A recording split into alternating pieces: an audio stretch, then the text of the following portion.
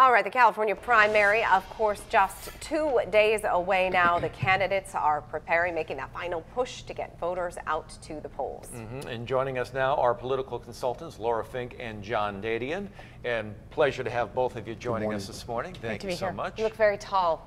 Funny how that works.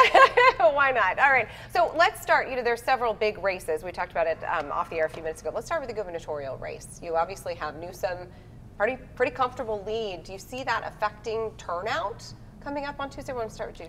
Well, I don't see it affecting turnout, whether you're Republican or Democrat, because the fight is for number 2. And that is up and for grabs, and they're going at the last minute on that one.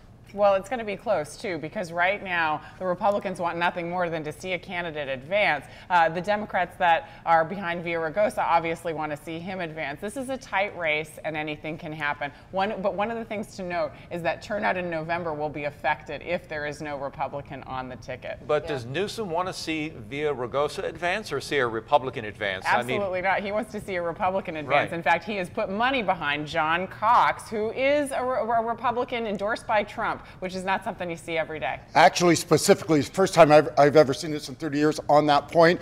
There was a Newsom commercial that starts off saying good things about Newsom.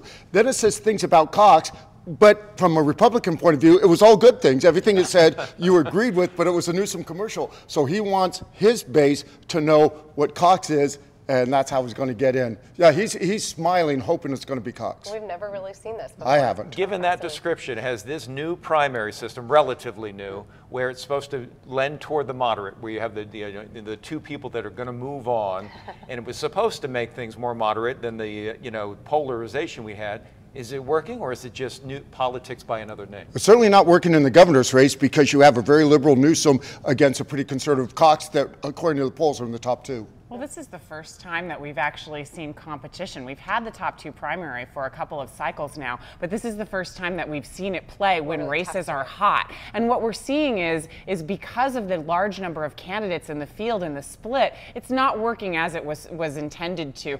We do see the bases become, on the right and the left, becoming more entrenched, and politics as usual in a lot of ways. I want to get to the 49th real quick. Sorry to jump in here. But speaking of the top 2, I know that's a race you're really excited about, just essentially that almost anything can happen. You have, of course, Harkey out in front, but then what? Harkey out in front potentially, and then we have a bunch of candidates all polling within the margin of error. What's interesting is Rocky Chavez could make it out, and there could be 2 Republicans. And in the other field, Sarah Jacobs, the only woman running in the field gaining for number 2. She has a distinct advantage, looking different. But it's all about turnout on Election Day, which people often say, but when the fields are split and it comes down to 10s, 20s, hundreds of votes, it really does matter who has a ground operation in addition to all of that air power we've been seeing on TV and in the mailboxes.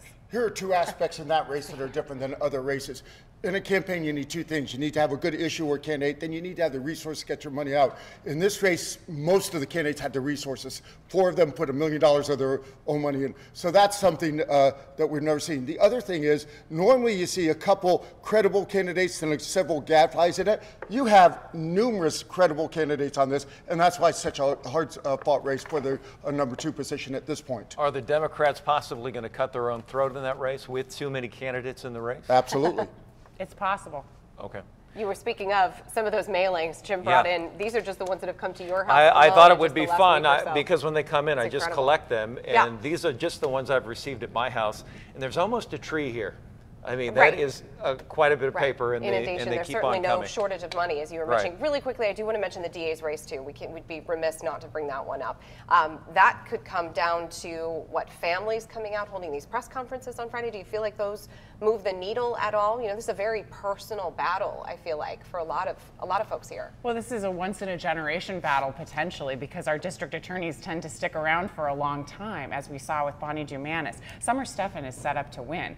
She's the veritable incumbent in what should be an open seat. However, Genevieve Jones-Wright has come out like a rocket and has really established herself. Now, the polling is not close, but it is remarkable that a public defender with the profile that we're reconsidering how we talk about prosecutorial races, how we talk about district attorneys, and the issues that both candidates will have to confront, and that's because of Genevieve's campaign. So what we see here is not just a race in June, but also changing dynamics when we talk about criminal justice around the country. You mentioned, go ahead. You mentioned real quick that you mentioned the families coming out. You notice that's been on both sides, which shows you even though Summer Steffens is ahead in the polls, according to the polls, neither side's taking it for granted.